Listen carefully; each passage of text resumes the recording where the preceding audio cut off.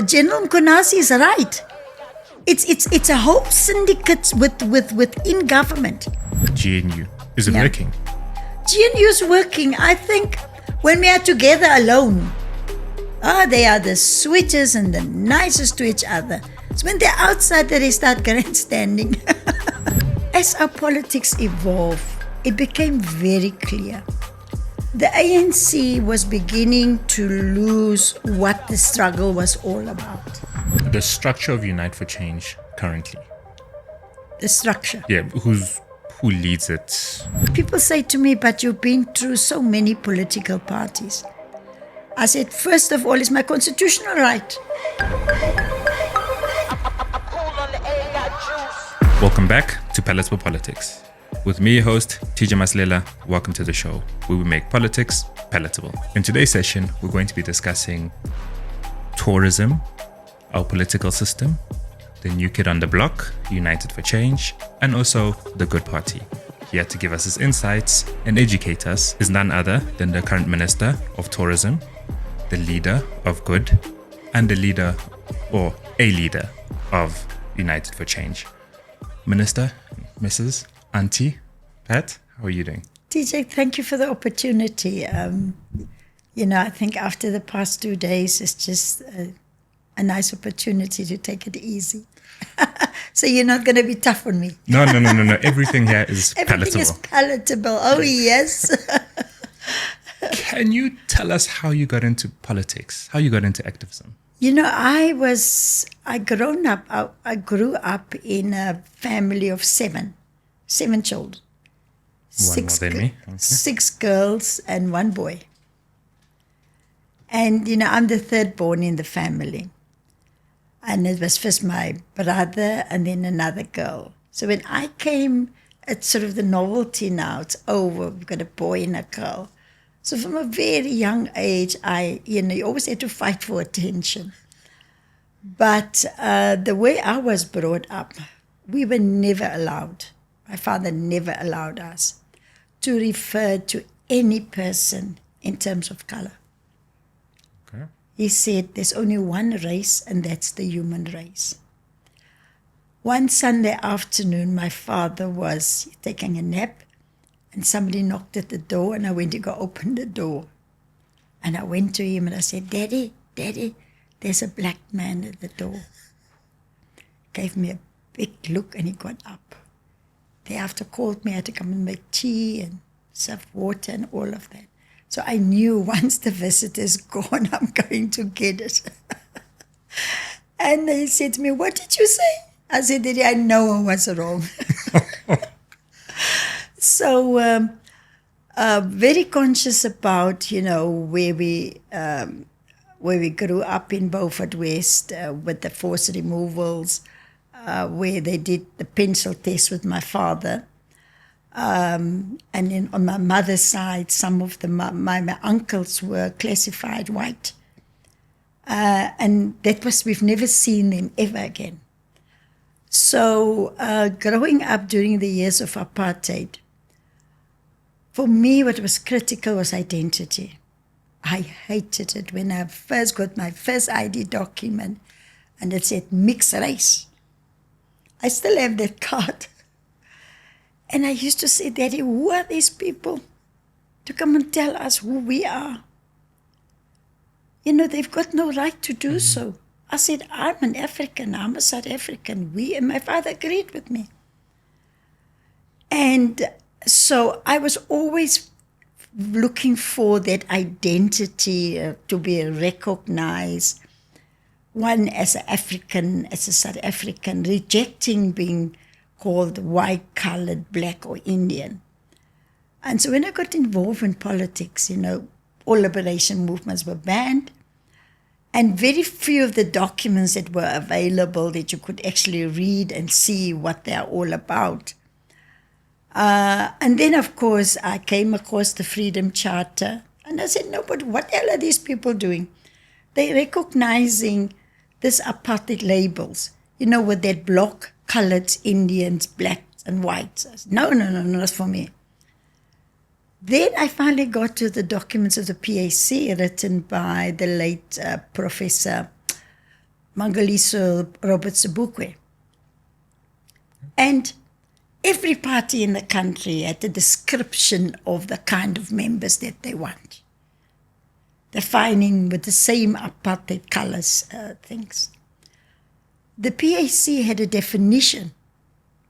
Sobukwe defined what is the meaning of being an African. And I said, that's me. And that's how I got involved in politics. Of course, it was all underground. They were banned and all of that. What was that definition by the PAC? The definition of the PAC by Robert Sobukwe says, if you are born in the continent, if you show your allegiance to the continent, and if you are prepared to subject yourself to majority rule, then you are an African. And I could, see myself falling in that category. And then started getting involved in the PAC in 1976. That's after the Soweto uprising. I just said, you can't sit at home and do nothing or say nothing. They were mowing down school children all over the country. Not just in Soweto, it was in Cape Town, it was all over. And that's when I got actively involved, seeking to join a political structure. So just for our viewers that might not be familiar with the pencil testers, can you? Oh, yes. When I grew up, we lived in what they called a location. Coloreds, blacks, we all lived together. And then in 1947, when the National Party came in, before I was born, they then did the pencil test. And my father had very thin hair. They put the pencil in your hair and then you have to stand on like my father told me, on one leg, shake your head, and if the pencil fall out, you cut it. The pencil doesn't fall out, you black. And also on my mother's side, two of my mother's brothers were classified white. And they were removed. And we never saw them ever again thereafter. So my father had to go through this pencil test. So we were then removed out of the location where we lived together for many, many years with my grandmother's family. And we were then moved to a colored area called Newlands, just next to the N1. Okay. And I think that broke up many, many families. Very traumatized for everyone. I can't imagine. So they just disappeared, never saw them again. What they also then did, they brought in what they call a black tax. Okay. So all black people had to pay. They had this little book where you must go once a week and pay your, I don't know if it was 50 pence or whatever, and then they put a stamp in to show. They even brought in the black tax at that time. What was that money used for? God alone knows. Okay. Evil. Yeah, we've come a long way. So you joined the PAC. Yeah. And then from there, can you walk us through the different I joined parties? the PAC, but then I also, because the political parties were banned, the only legitimate legal voice was the trade unions. So I joined the South African Chemical Workers Union. I became the chief shop steward, and then thereafter I was elected onto the executive of the South African Chemical Workers Union. And I had a very good friend. I just had a discussion with him a few weeks ago, Manene Samela. Okay. And from there I was elected as the vice president of the National Council of Trade Unions, NACTU, in 1988. So we then use that outlet in the trade union movement to get politics out.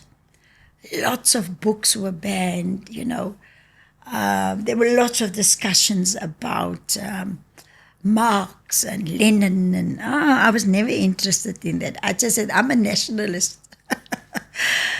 And then from trade union movement, I stayed there until I worked full-time as a laboratory technician in a paint factory.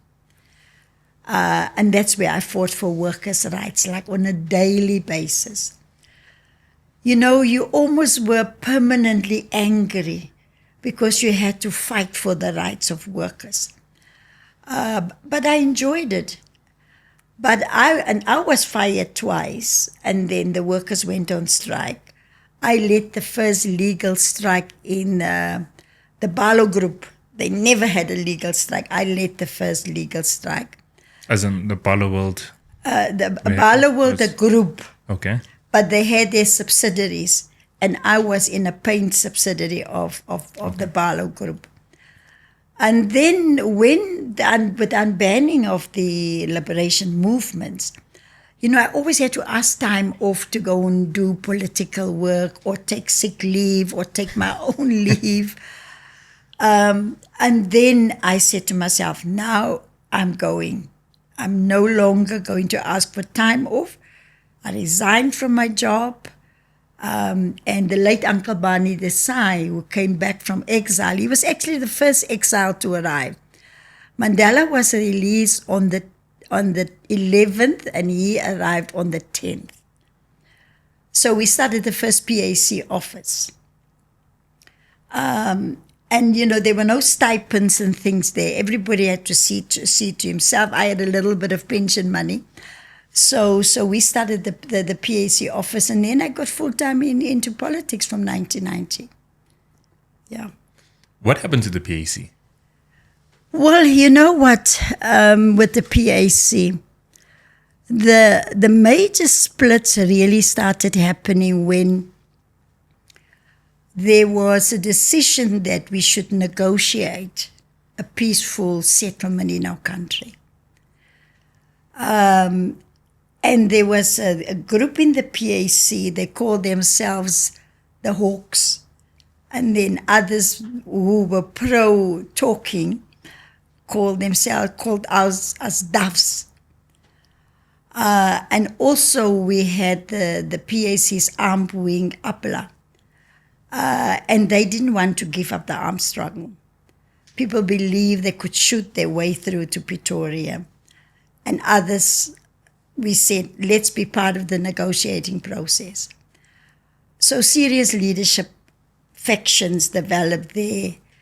I remember that part of the Doves, it was myself, Deputy Chief Justice Gang Moseneke, Willie Sariti, Uncle Bani Desai, Dr. Sipho Shabalala. We were about 5.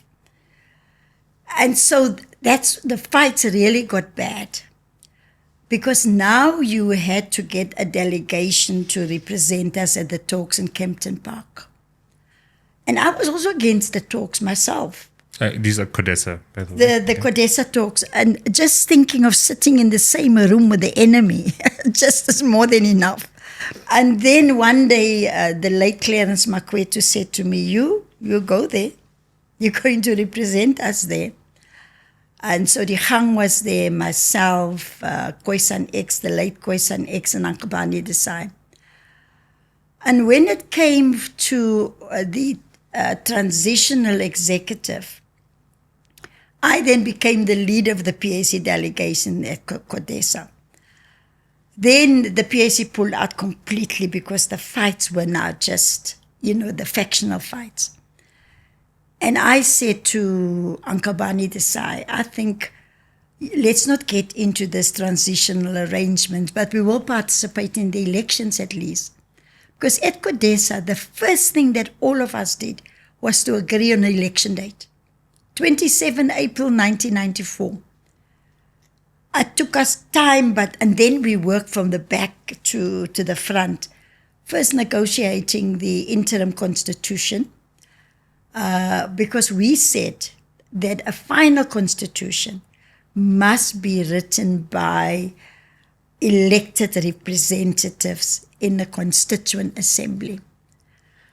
And then, of course, came the 1994 elections. And because of that internal fight, PAC got 5 seats.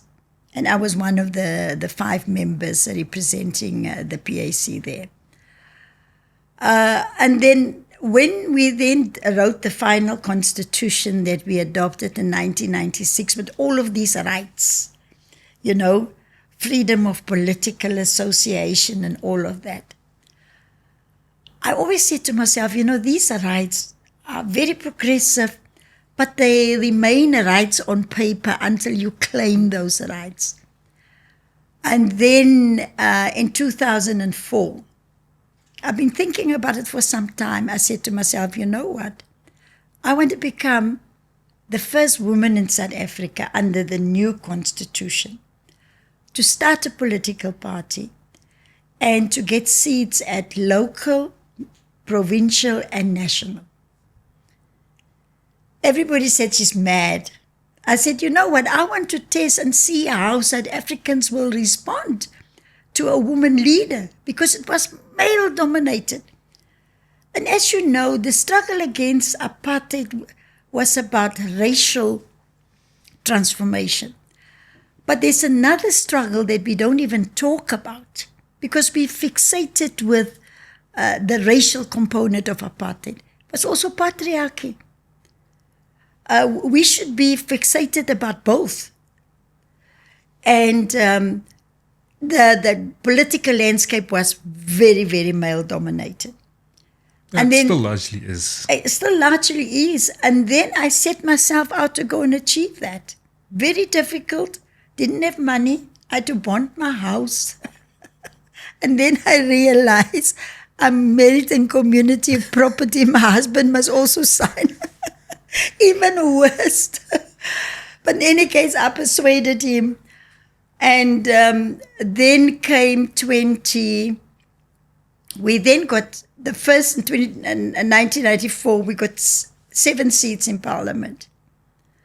I remember Zanele Mbeki. So in 94 it was? No, in 2004. Okay. In 2004.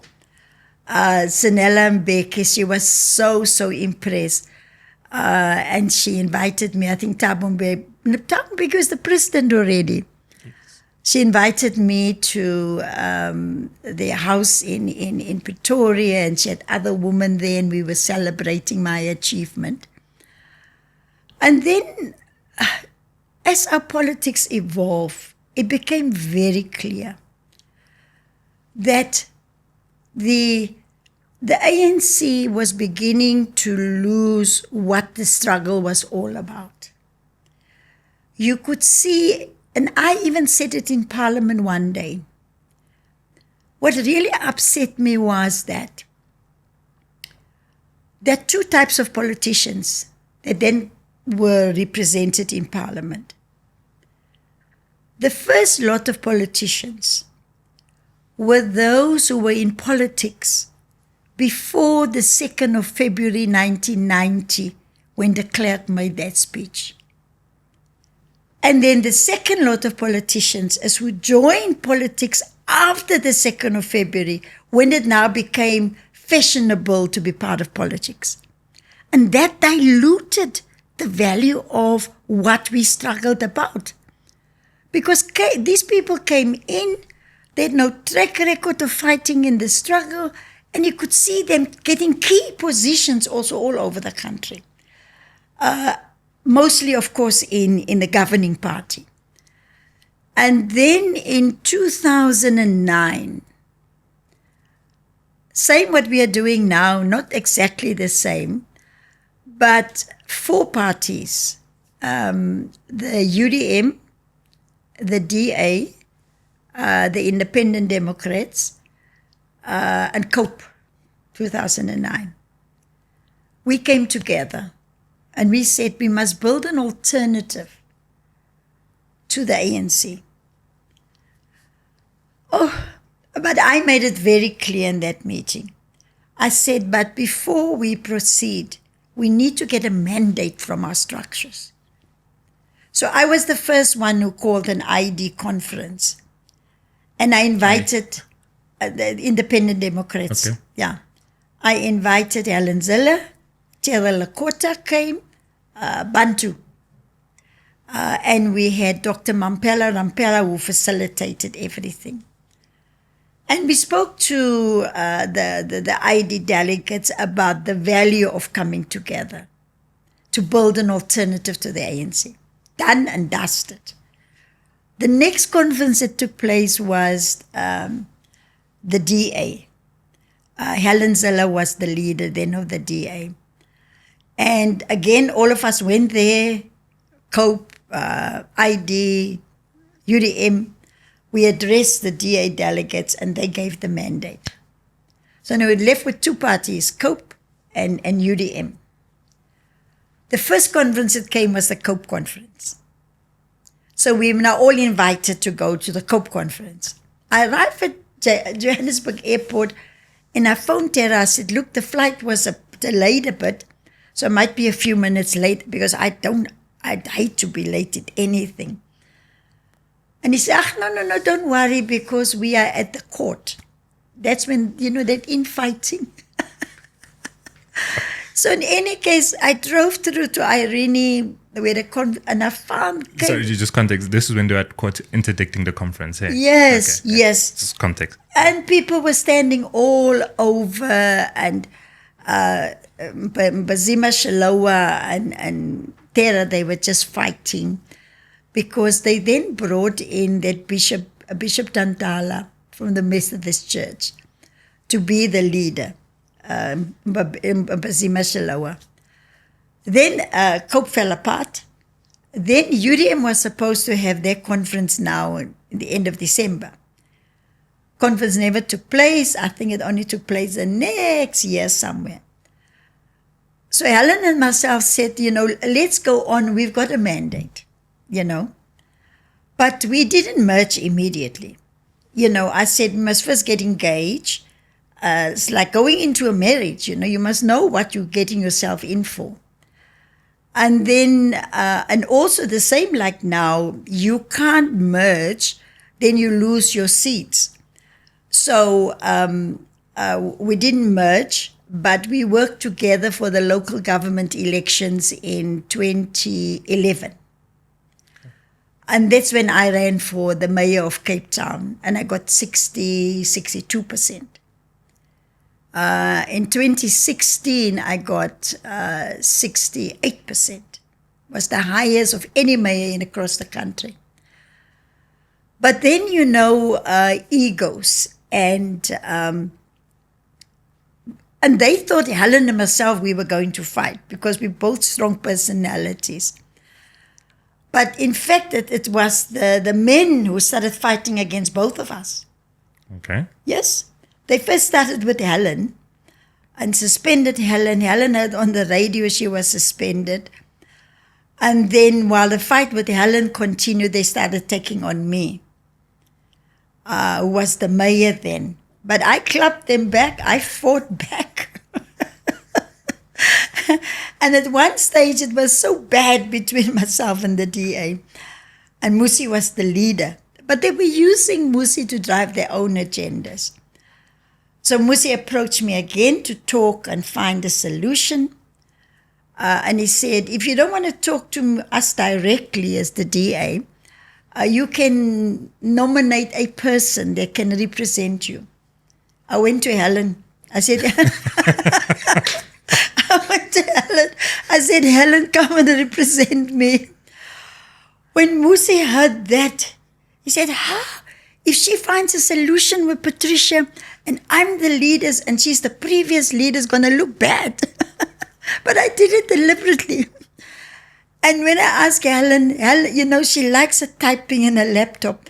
She wrote him a letter immediate to say, I'm Patricia's representative. So they really fought both Helen and myself. And Helen came out in my support because they didn't even follow due process.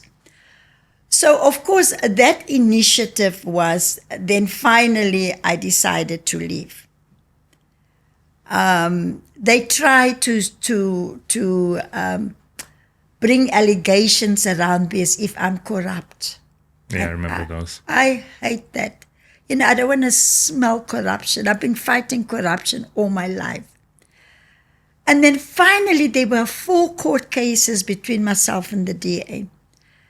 And the then Judge President Slope decided just to put a full bench to hear all of these cases between myself and the DA, interlocutory and whatever cases there were.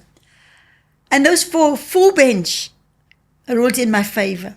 And then I cleared my name. And then on the steps of the Supreme Court, of the High Court in Cape Town, I resigned. So many lessons and experience that I can bring in terms of parties working together. No, good. Good. Oh, yes. Yes. Now, party.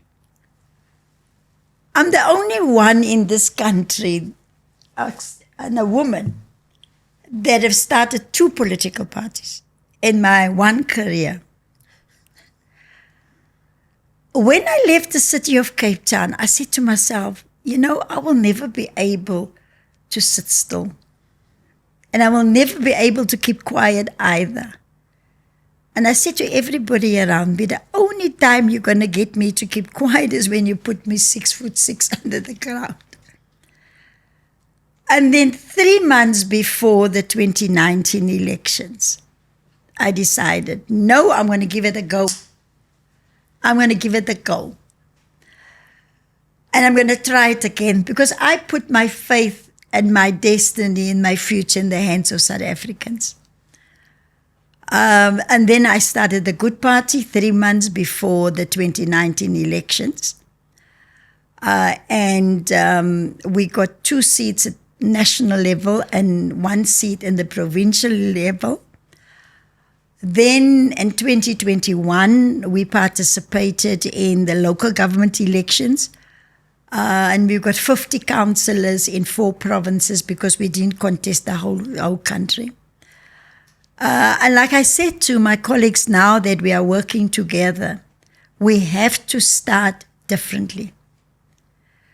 Because the fights always come about leaders. We have to learn from other experiences. Always come from who's going to be the leader. I said we must build something.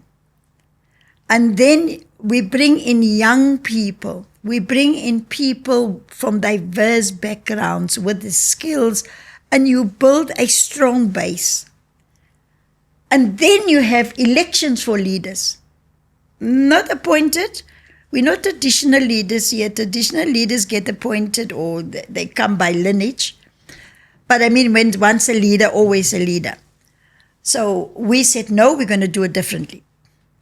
So for now, going into where we are now,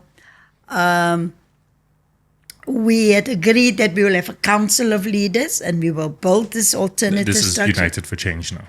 Yeah, okay. Exactly. But then in 2019, something else happened. I'm now back in Parliament.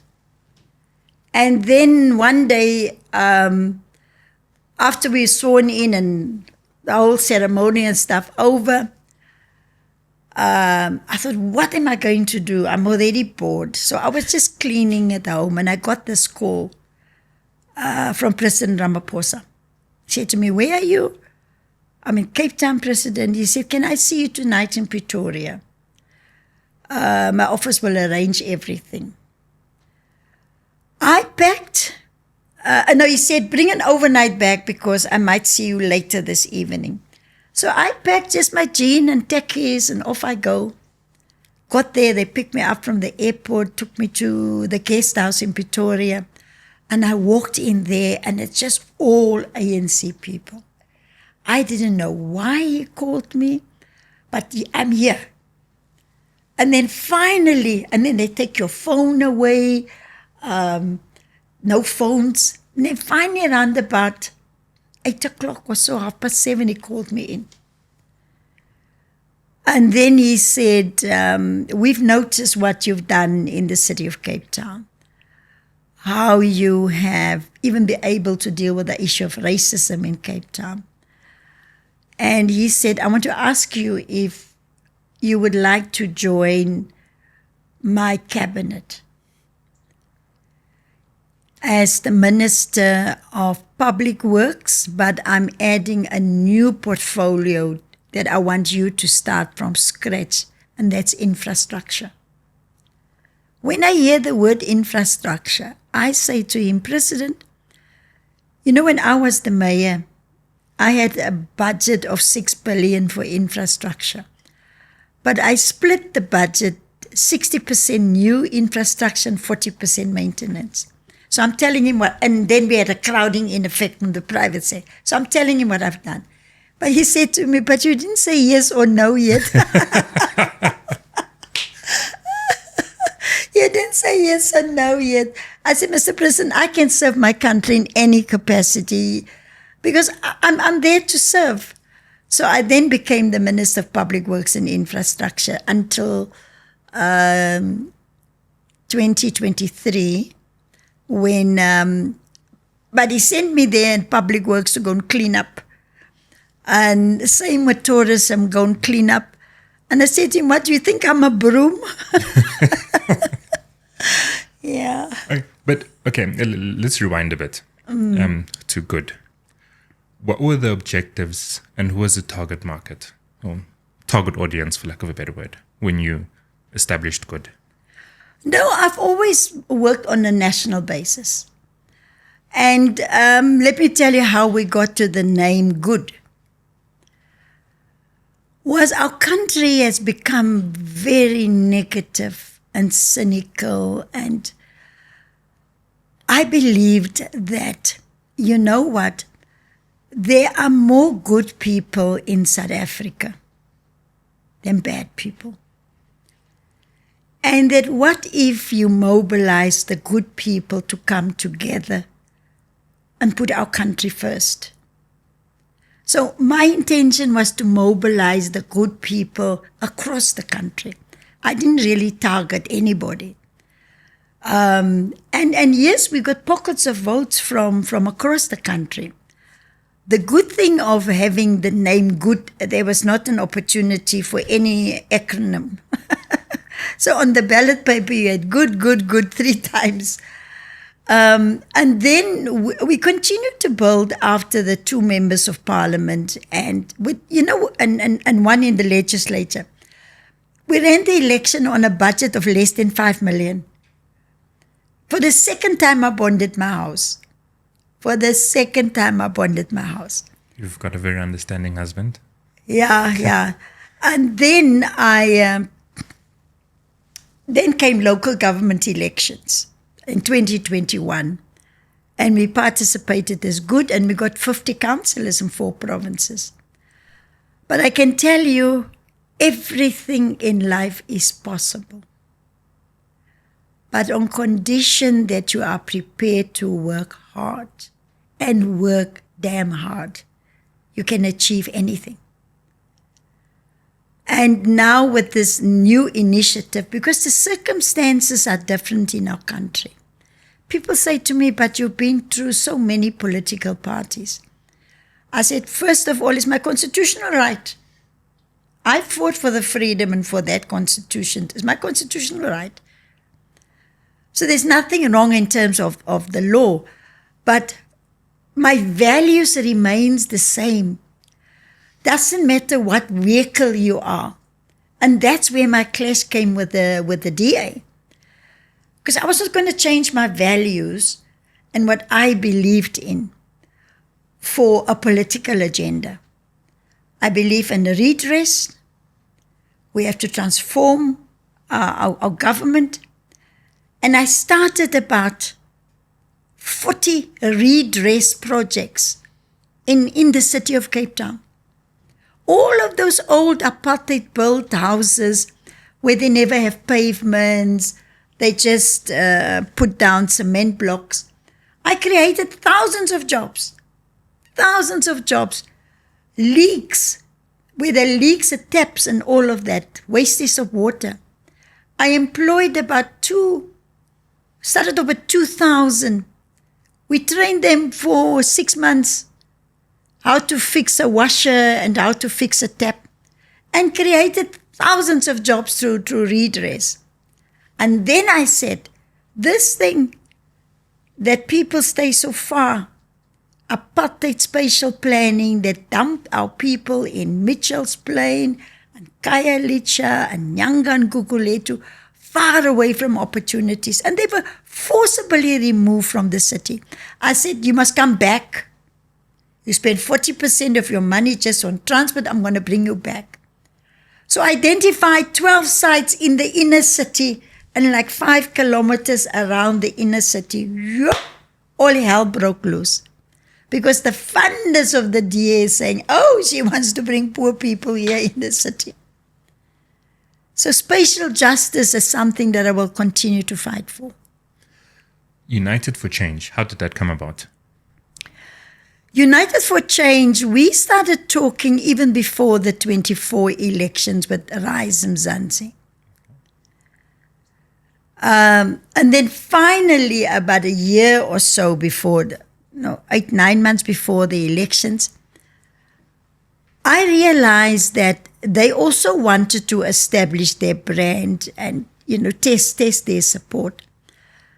So I said to Songezo at the time, I think you must go and test your electoral support, establish yourself. And then we continued to talk after the elections. Then when as the Good Party, because we're both social democratic parties, believe in the same values, the same principles. When we had a vacancy in the city of Cape Town for a councillor, we've got 9 councillors there. I suggested to Rise, give us your premier candidate that ran in the Western Cape to be a good councillor. And he's still there as a good councillor. So we continued to talk. And then we started off with Good and Rise and Action and Bosa. We were 4 months. Finally, 3 months ago, we signed an agreement between Bosa, Good and Rise. And Action said that they feel that their brand is strong and that they want to continue to run on their brand. Because for us, we have to build this Unite for Change. And we didn't leave on like fighting. Every political party can make their choices. And so Action SA then decided to go on their own, and we continued. And that's what brought us now to Unite for Change. And then the structure of Unite for Change currently. The structure. Yeah, who leads it? How do you guys run? Who calls the shots? The first thing, TJ, that you must remember is that we are under a legal obligation to continue to exist as separate parties. Because we've got members of parliament, we've got members of the legislators. If we merge now, we lose all of those seats. But the second important part is that we must keep to our mandate that people gave us and complete the 5 years. That's why we started this as a journey. But we also have to learn lessons from other attempts to build unity. And what you will see, the key reasons why attempts for unity fail is because about who must be the leader. And we said, no, let's take a different approach. Let's build Unite for Change. Let's bring in young people. Let's bring in professionals and build a strong base across the country. And we gave ourselves a year and a half to do so. Then by 2027, 2028, once we have built this new thing, where leaders can also emerge from and stand and contest elections, then we will have elections for leadership. So this structure will be run by a National Leadership Council. 6 people. And we are still talking to other political parties and their NGOs and that's all coming on board. Are you allowed to say who's coming next? Now off air, I can't, because they must still Okay, construct with their structures, but already, even since yesterday, we were getting calls. So I think we're off on a good, positive start. So that is how we're going to manage. We're also doing like policy review. Okay, so can I just bring us back for just to understand the structure? So what's going to happen is now it's political parties going to be registered at local government election level. Yes. To contest that. Yes. But at national and provincial, guys will wait until the respective 5-year terms. We have to wait until until 2029. Okay, all right. Otherwise, we lose our seats because the law says that. Okay. So, yes, and then we're going to bring our people, our resources together to build this new entity. On that, resources. How would the funding work? Take a step back. Yeah. Don't know if we recall DA and Agang SA once were supposed to merge. And I'm not sure if it was Helen Zeller or Mambela that said they did this because the donors said this should happen. This is what makes sense. Which is also one of the reasons why the Political Party Funding Act came on. How much influence did the donors of the respective political parties have in terms of saying you guys should group and contest as a collective? No, not at all. Like I even said yesterday publicly, good don't have those kind of big donors that will make demands on us. Because once you go that route where donors call the shots, you're in for a rocky future. So certainly I can speak for good. No donor, no funder has said this is what needs to happen. Because we've been talking to RISE for more than a year, to Action SA, to BOSA. Not from good side. I don't know from RISE and BOSA, but I can assure you from good side, we did it.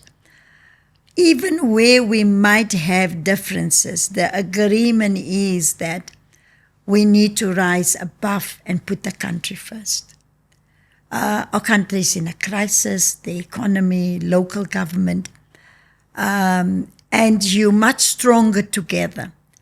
But we've also seen that in terms of opposition voters, they just circulate around the same opposition parties.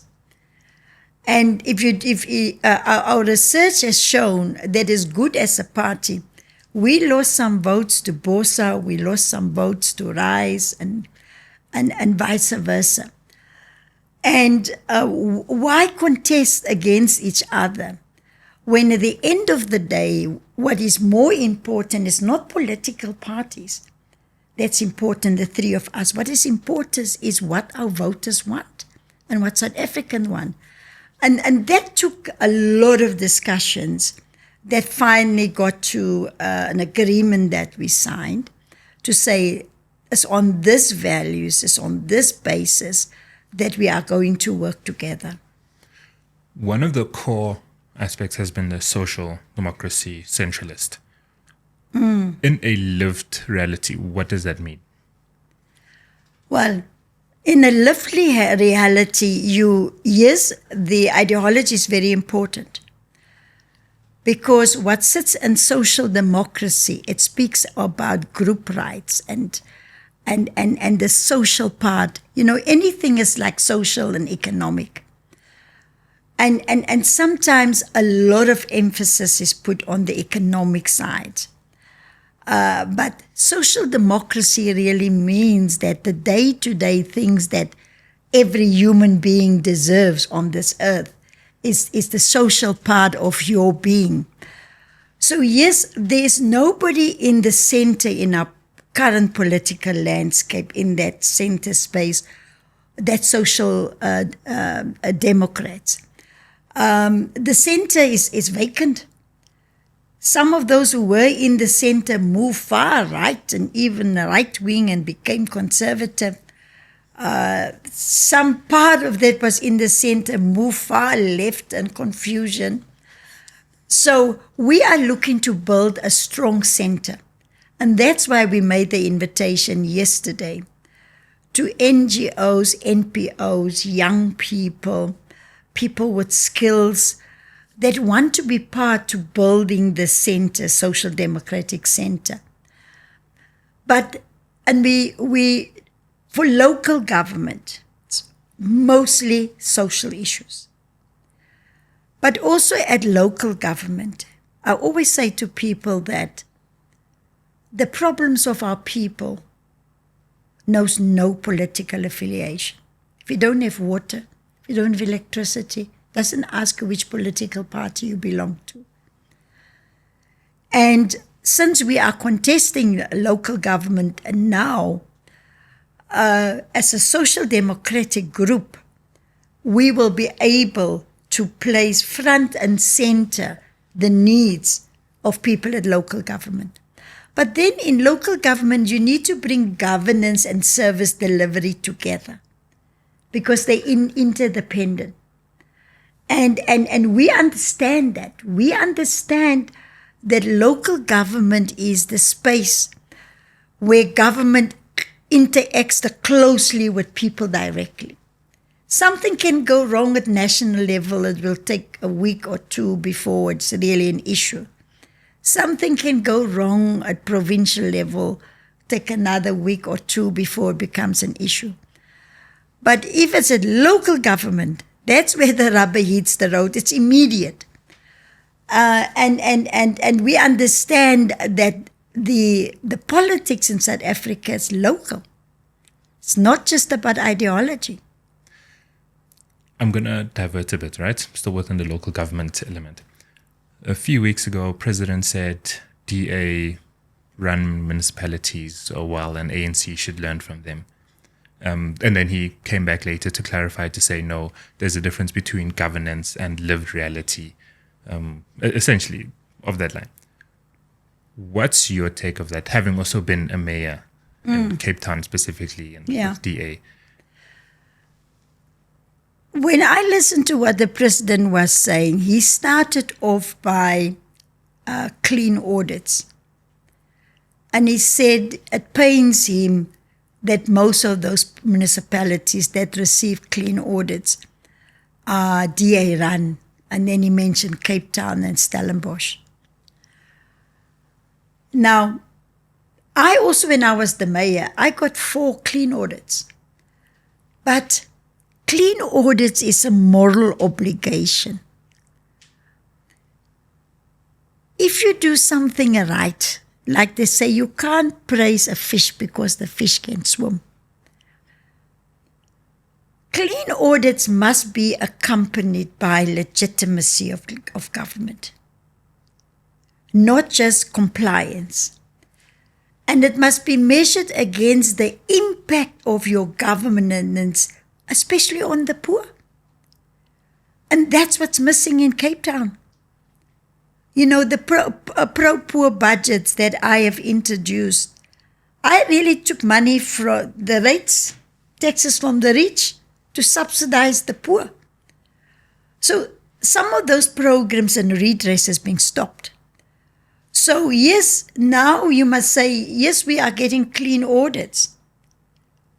But what about service delivery for everyone in the city of Cape Town? So I approach clean audits in a way, and you know the late Kimi Makwetu, when I got the 4th clean audit, there was the AG, the Auditor General. He stood there and I was waiting for him to say something.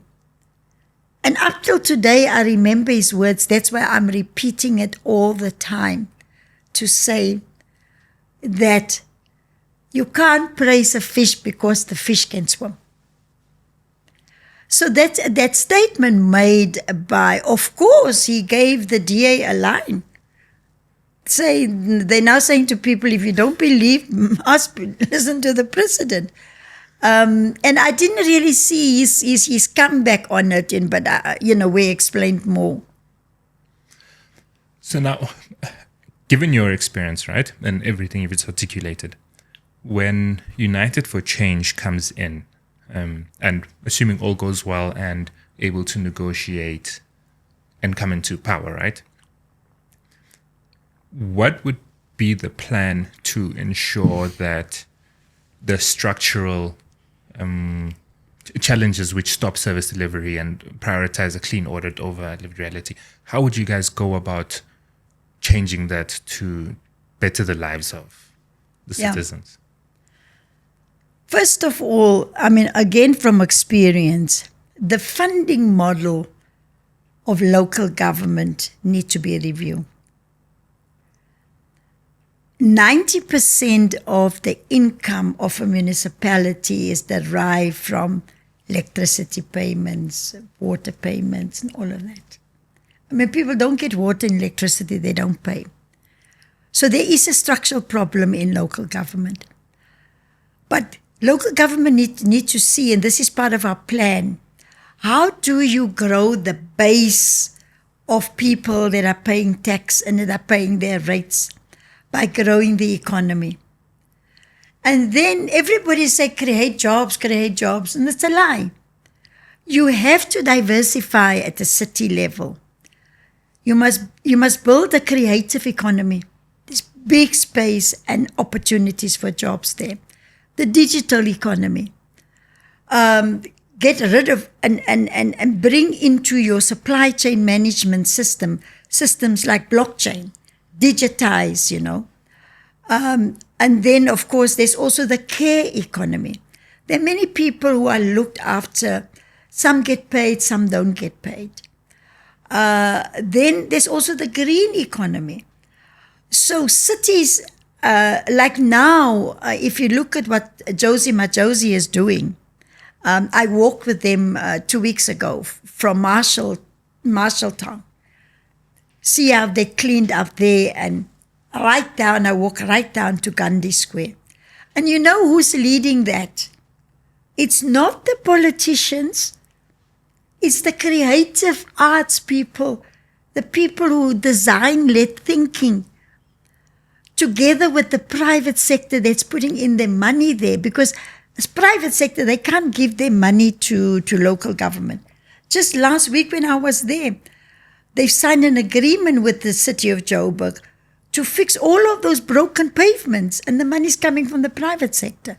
So our plan is a lot more practical that we will put forward for the people to consider in all the cities and towns. An important part of what you were saying is that that initiative was led by individuals, creatives, yes, young people. Politicians. How are you guys going to go about electing or selecting who's going to represent your candidates for the next election? Well, first of all, we want to make an appeal to those skilled people who don't want to come into government. And they've got many reasons, and I don't blame them. People build up a reputation, they've got integrity, and they don't want to spoil the rest of their life by being associated with bad governance and so on. But we need those skills in government. This nonsense of lack of capacity has become an excuse for inefficiency and ineffectiveness. Because we appoint those people who don't have capacity. So the appeal is for people to think about it. Especially those who've made enough money now, how much more do you want to make? Come and do a bit of your civil duty. Come give back. Because if this country sinks, we're all going to sink together. So we are appealing to those skilled people to come in. And sometimes you don't even need to do it on a full-time basis, but come and train existing staff and all of that.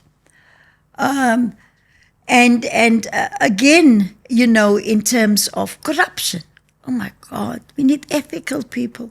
South Africans are sick and tired of corruption. Corruption steals from the poor people. Why do you think corruption is so bad? It's become the norm. It's become a culture. It's not even the exception anymore. I just steal because I see TJ is stealing. And if I steal, and TJ says something, I know he's also stealing. So they're looting. It's looting. It's a looting spree, literally. And they've got no shame. They've got no heart. They've got no feeling for stealing the money that must go to the poor. I've never been in government, right? But I do have a theory that, personal theory, not thinking by much, that majority of the corruption and theft in government is done by administrators and not politicians. How off is my theory? No, you're right. But sometimes politicians are also involved. Let me tell you how they work. And you heard what they were talking about, the syndicates outside. So say, for instance, government decide we're going to build 30 houses of this quality at this price. That is a policy decision. People need more houses. So now it goes to the administration. The administration is writing the specifications of how this house needs to be built. Before it goes out for tender already, they know it in government. They call it shopping before they put their tender out. That's why it's taking so long. They go around shopping and they find the service provider and they make a deal with the service provider. This is the value of the tender. This is the cut that we want. And then that cut, why it's always so high and why government is getting less value for money, is because you've got your bid. That tender comes in the bid evaluation committee first. Okay. So there are people there that must get the cut to make sure it goes through the bid evaluation committee. Then it goes to a bid adjudication committee.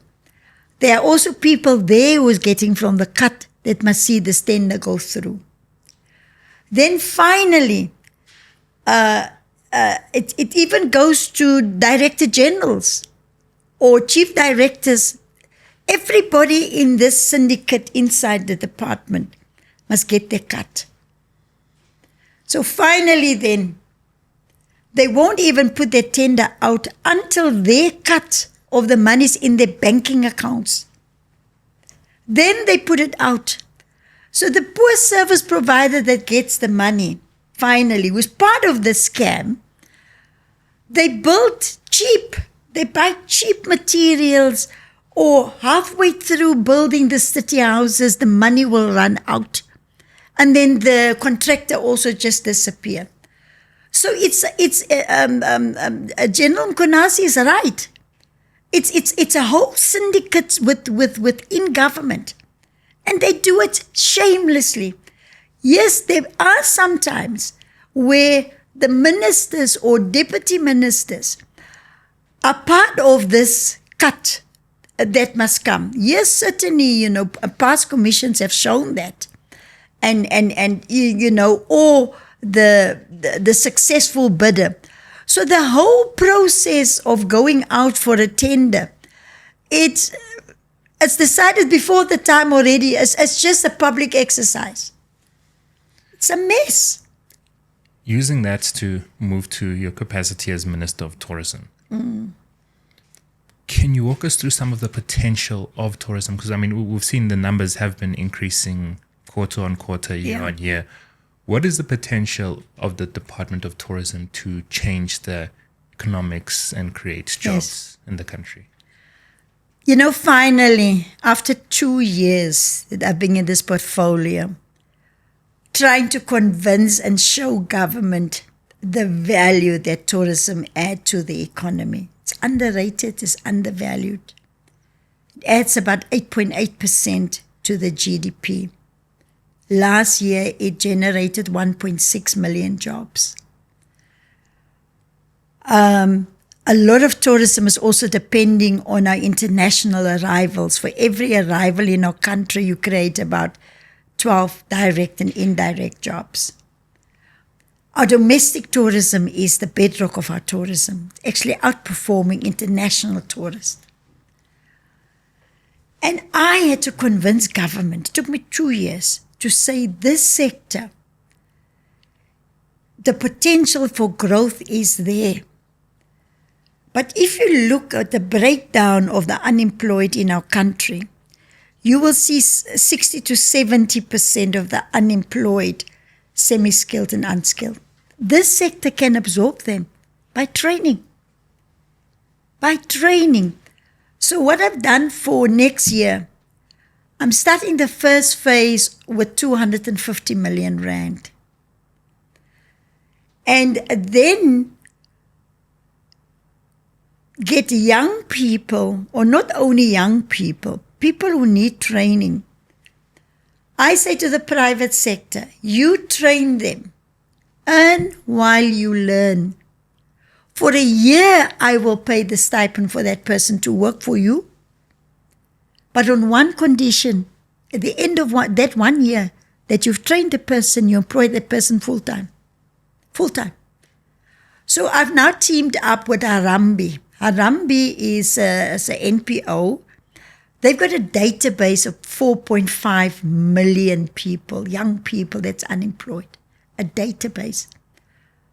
I said we're also not going to advertise. We go to that database and select the graduates who are sitting with tourism skills at home. Give them that opportunity to come in. But over and above, we are just blessed, TJ, with the most beautiful country. Mountains, the sea, everything.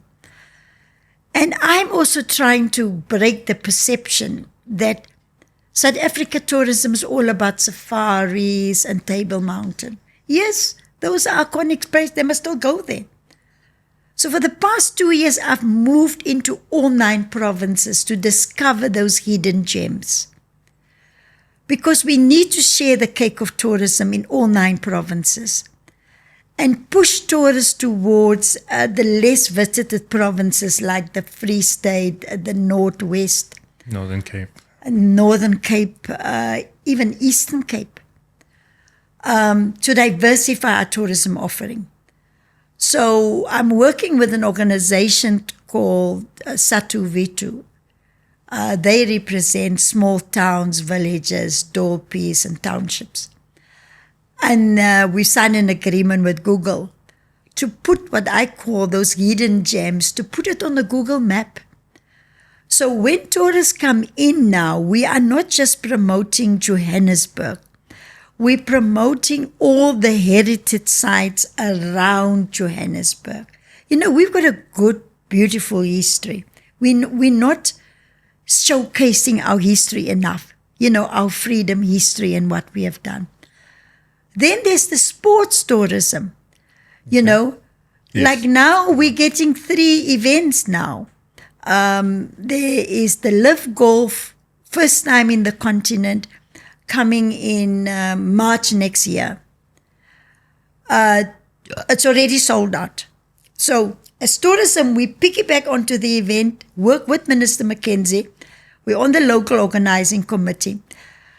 That while they beam South Africa to the rest of the world, that's where tourism come in and say, come and experience this and that and that and that.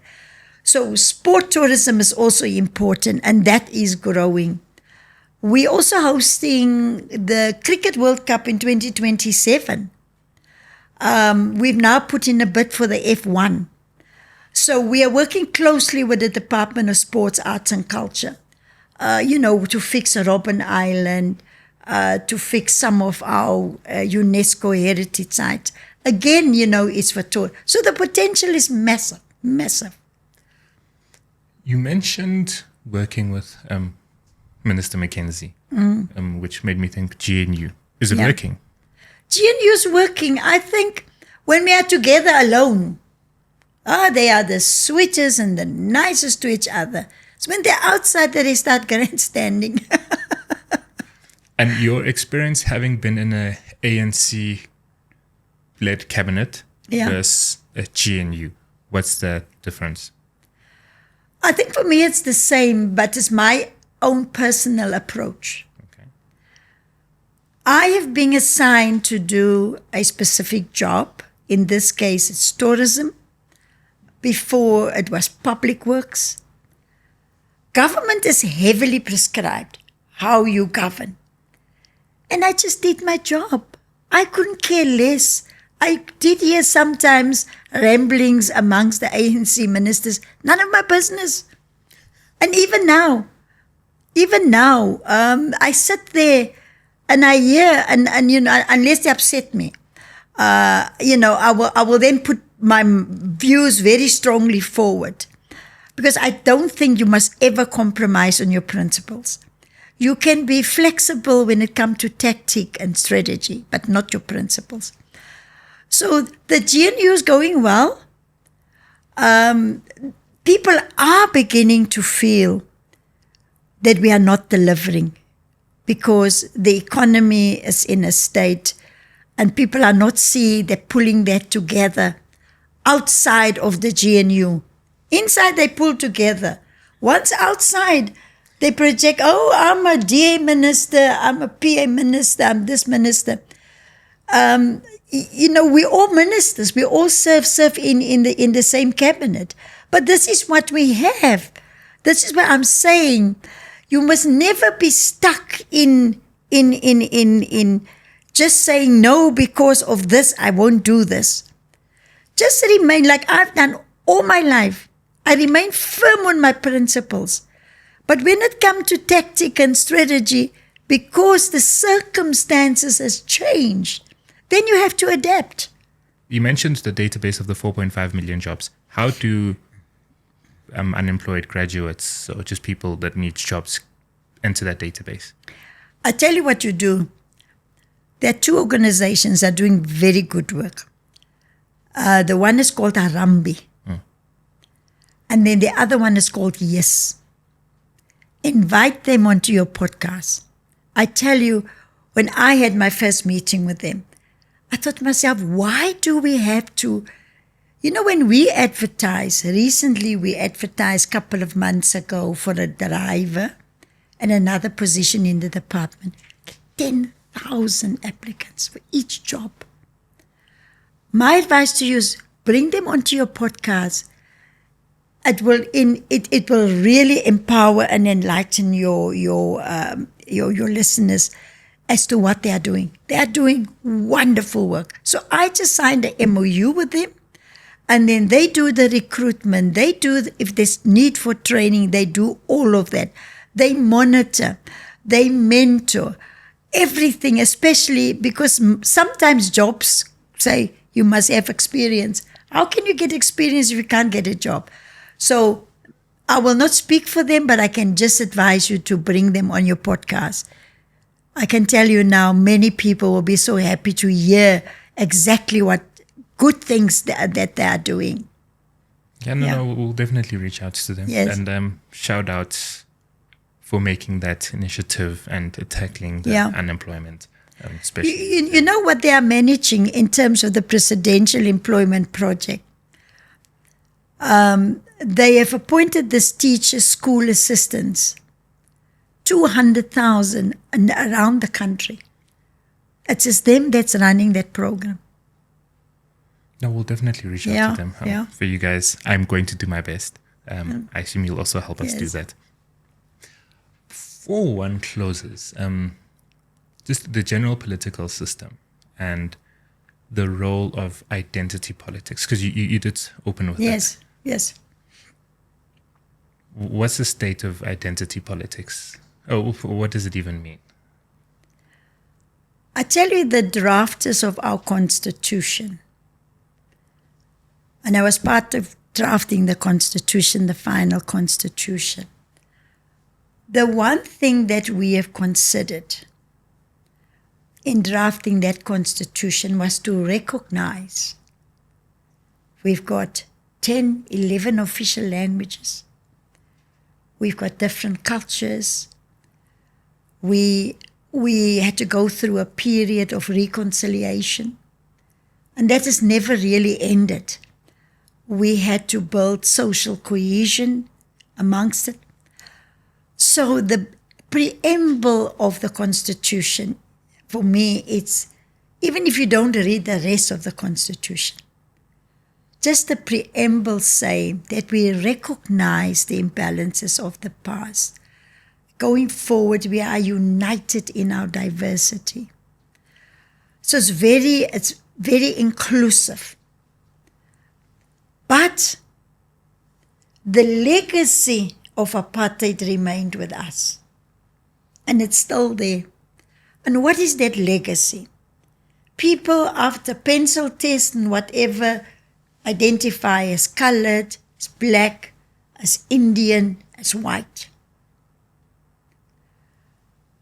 And we were all lumped together according just to our color.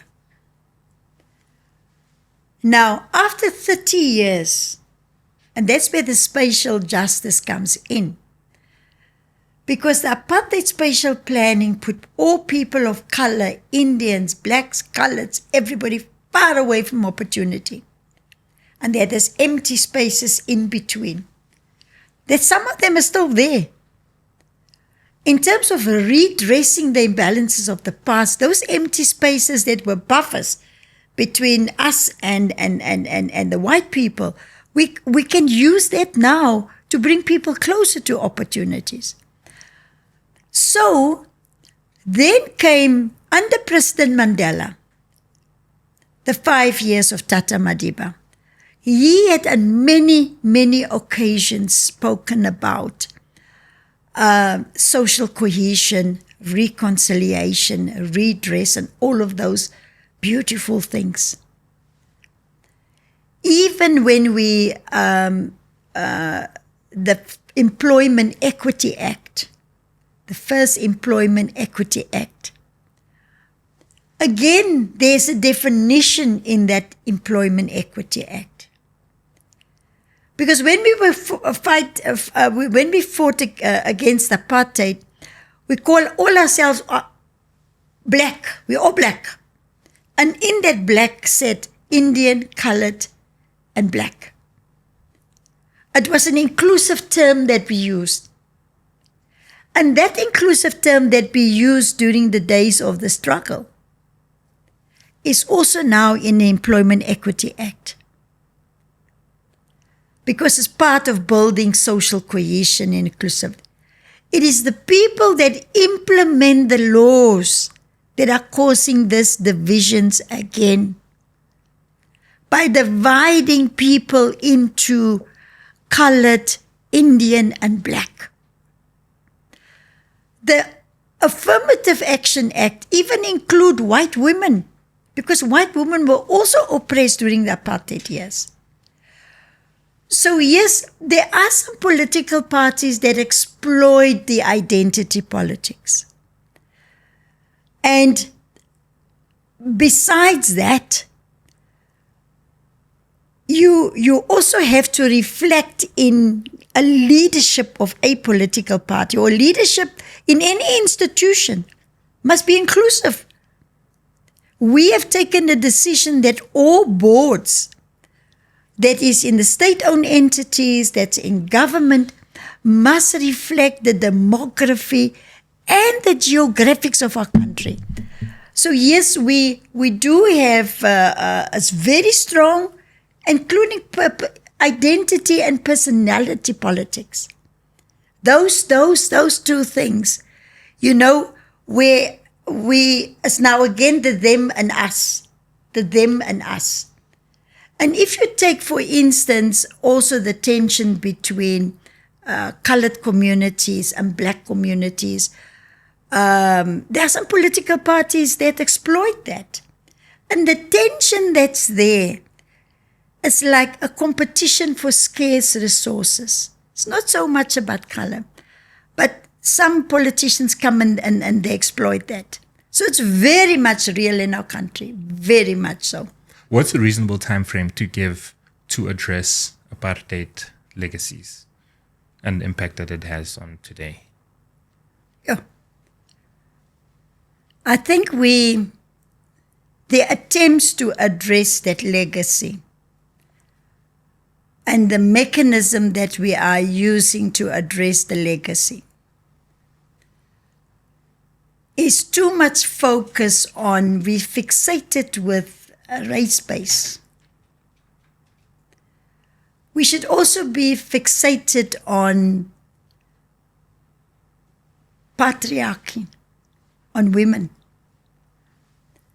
And you need to have that right balance. But it can take generations. You know, one day I was listening to the radio, and this a mother called in. Tim Modise was still on SAFM. And this mother called in and she said, she was relating the story, that she go and fetch a boy, a white lady. She go and fetch the boy from school every day, and he talks about his friend and his friend and his friend and name the friend. So one day the mother asked him, so what's the color of your friend? And the little boy says, no, mommy, I don't know. I will go and look and tell you tomorrow. So we must allow our young people and the new generation to grow up in a free, non-racial South Africa. As adults, we must stop imposing the old ways onto our children, because children are not born racist. They are taught and they hear these things at the homes where they are coming from. So I'm very happy, sometimes when I drive and I see there's some girls walking together, black, colored, Indian, hand in hand, and just happy. So we are already past the first generation, and you see some, especially at school level, because that's where we were segregated. We couldn't go to the same schools. Also, the government spent more money on white schools than on black and colored and Indian schools. And I always say to people, there were some white people that fought against apartheid. We must acknowledge that. But the fact is, all white people benefited from apartheid because of the way the government was structured to put people to spend more money on a black child than, on a white child than a black or colored and Indian. But we must all, it's not government can't do it alone. It needs to start right in our homes. That's where change must start. And of course, some politicians are not helping the situation by exploiting those differences. There was a part when you were talking about identity politics where you mentioned, fine, there's identity and personality politics. And when that you know what we must say, TJ? Mm-hmm. Because it's by choice. But the first thing we must say, we are all South Africans. We are all South Africans. That is what the rest of the world is doing. American, German, we lack that. We don't put that country identity first, that we are all South Africans. And then thereafter, by choice, if you want to call yourself a colored or a black or whatever, it's your choice. South African black, South African colored, yeah. etc. Yeah. But okay. Let it start with us all being South Africans. Instead of starting, I am this color South African. Say we all South Africans, acknowledge it. Yeah.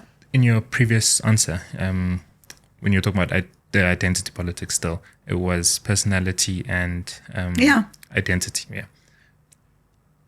The name of Jacob Zuma can't exist outside of that. What is your experience of him as a person and also the arms deal? I know you've been fighting that since, I can tell you the date. It was the 9th of September, 1999, when I stood up in Parliament and called for that investigation and inquiry. And I mentioned that there were some government people implicated in that. Now, in Parliament you can say anything because you've got that parliamentary immunity. And then what happened thereafter, I think President Mbeki removed him as something, ANC internal things. And the deputy president. But you know what? As a person, as a human being, he's a very warm person. very welcoming, very down to earth. But because we are all equal before the law, it always said that I would like to have my day in court. And he's got this cloud hanging over him. And it's only a court of law that can decide, his role in the arms deal. Because the arms deal, many days when I think about it, the way it was packaging to South Africans, it was, if it's going to be a good thing, we're going to buy this arms for 6 billion rand, it's going to create how many jobs and all of those kind of things. So since that time, several attempts. The last, I went to, because I was witness number 1 in Shabir Sheikh's case also with Judge Squires. And I remember the judge asked me, why did you do this? And I said to him, first of all, because I love my country. And I wanted to help government to root out the bad apples. I'm not saying everybody in government is corrupt. So I hope, I've been called twice now. I think it was in 2019. Again, I was the first witness in the case against Zuma. And then we had postponements and constitutional court.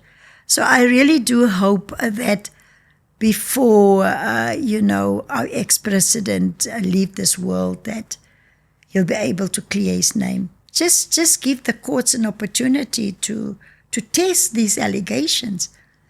But there are hundreds of allegations. It must be tested. Yeah. Thank you for making time. Thank you so much. Now I must go back to my normal job. But before that, I guess this is a bit weird. I was going to say, what's the message you would have for United for Change potential voters? But I guess also there's a good part. So you can give a message to... No, I'll give a general message.